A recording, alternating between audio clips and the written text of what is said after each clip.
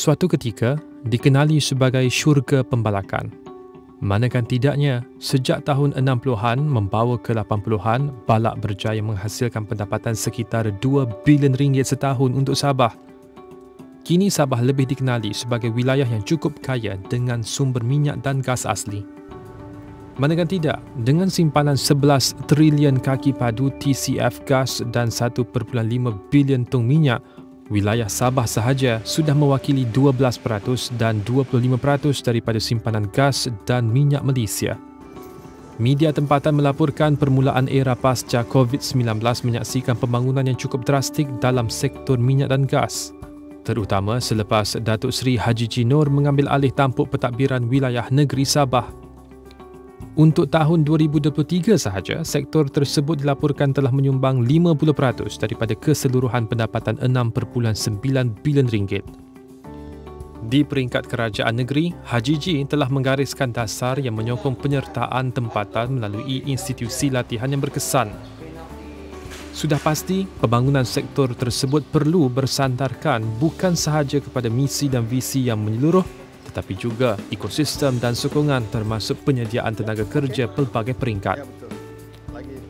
Bagi menyahut cabaran tersebut, Datuk Willy Ng menubuhkan TAS Institute Oil and Gas, institusi latihan pertama yang berfokus pada industri minyak dan gas di Sabah. Mula beroperasi pada tahun 2008, institusi ini menawarkan pelbagai program latihan yang diakreditasi oleh Pearson BTEC termasuk diploma khusus dalam operasi fasiliti minyak dan gas. TAS was established in 2008 with a main focus to help develop local human capital in the oil and gas industry. And our major focus was to assist the B40 group to acquire the technical skill so that they can be part of the employment in the oil and gas industry. That was the very initial focus that we had. It was less than 5% of Sabahans involved in the oil and gas industry.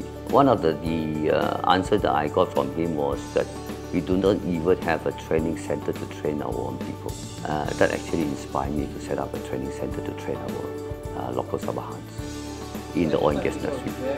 Media sebelum ini melaporkan industri minyak dan gas ONG Malaysia berdepan kekurangan tenaga kerja berkemahiran untuk keselamatan loji dan kecekapan operasi, terutama bagi penutupan dan penyelenggaraan loji. Petroleum Nasional Berhad Petronas sebelum ini mendedahkan pihaknya merancang penutupan dan penyelenggaraan kira-kira 50 loji dari 2025 hingga 2027. Itu sahaja memerlukan sekitar 25,000 tenaga kerja mahir menjelang suku kedua 2026 dan suku pertama 2027.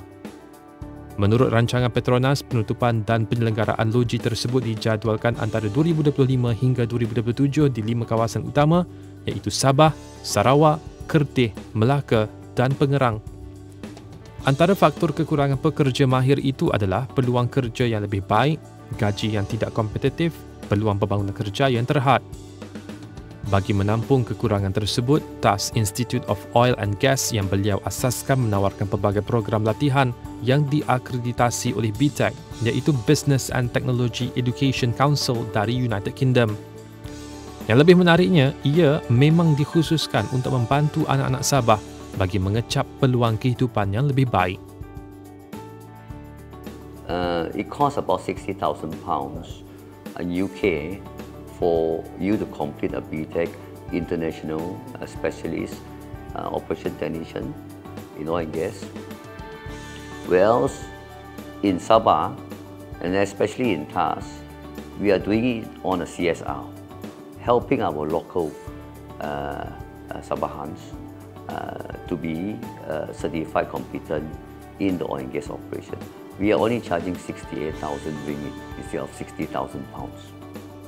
Usaha ini selari dengan visi dan misi Haji Ji yang komited dalam memajukan sektor minyak dan gas di Sabah sambil memastikan pendidikan dan latihan yang relevan disediakan untuk menyokong pertumbuhan industri ini.